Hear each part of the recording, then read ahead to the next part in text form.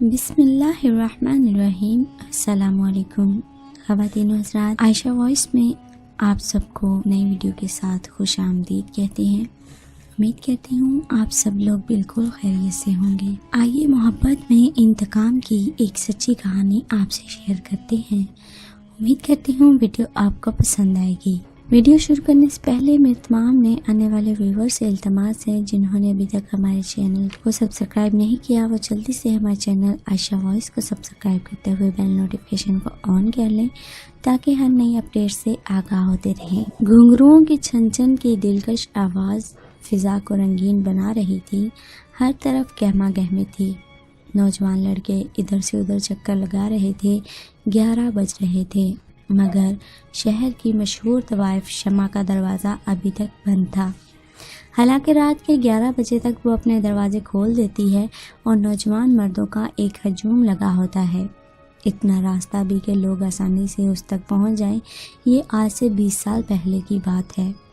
جب وہ جوان تھی اس کے انگ انگ میں کشش تھی، مگر اب تو اس کے حسن شداب کا سورج ڈھل چکا تھا۔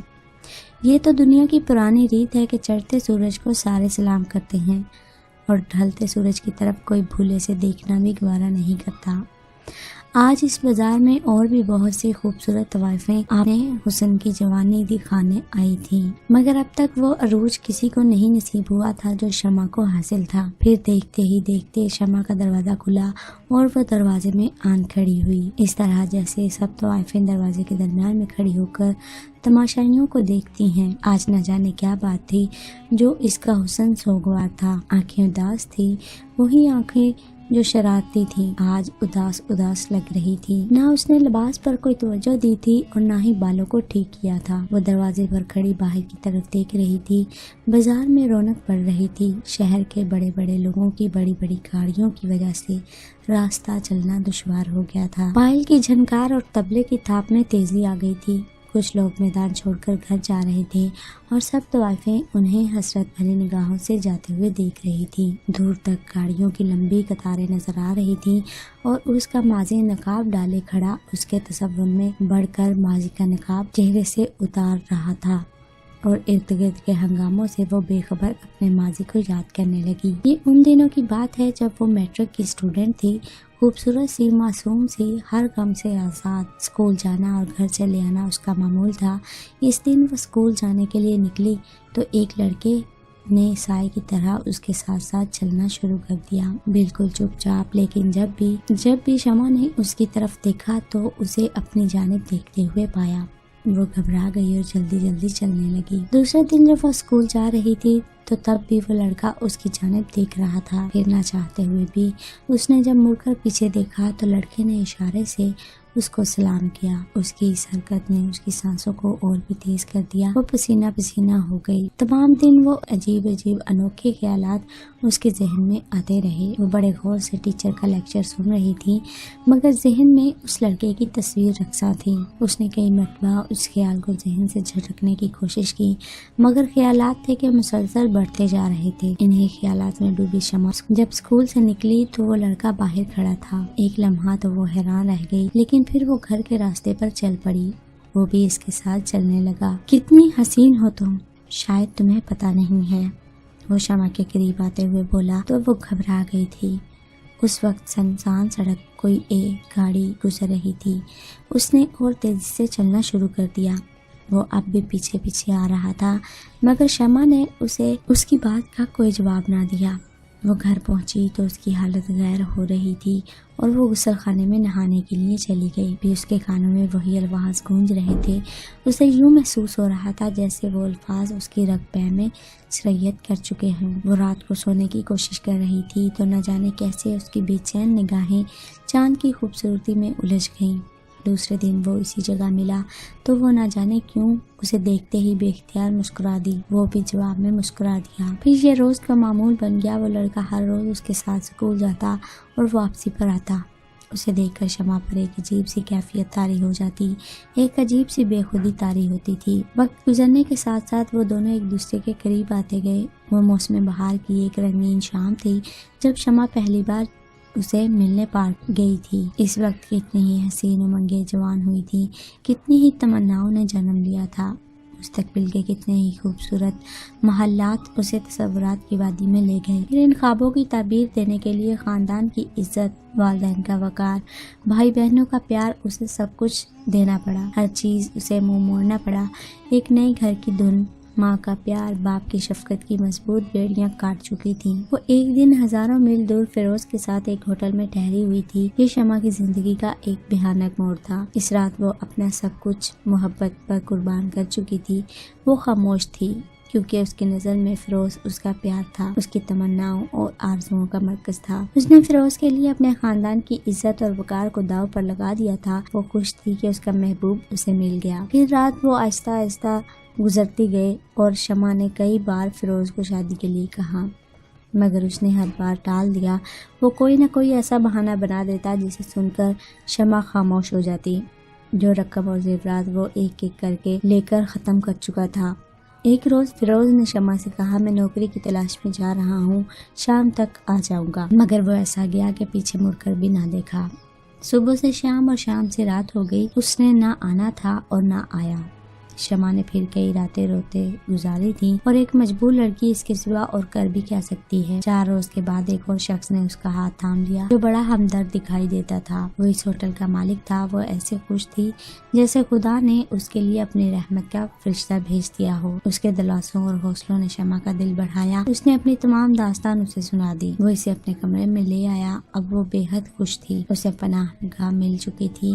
ایک ایسا ہمسفر مل گیا تھا جو آخری دم تک اس کا ساتھ دے گا۔ پھر اسے جلد ہی معلوم ہو گیا کہ اس ہمدرد غمگسار چہرے کے پیچھے ایک شیطانی روح ہے جو اپنے شیطان پنجے اس کی طرف بڑھا رہی ہے۔ وہ جلد ہی اپنے اصلی روپ میں سامنے آ گیا۔ وہ بہت چلائی، روئی، منتیں کی اور خدا کے واسطے دیے، مگر اس کے کانوں تک جوں نہ رنگی۔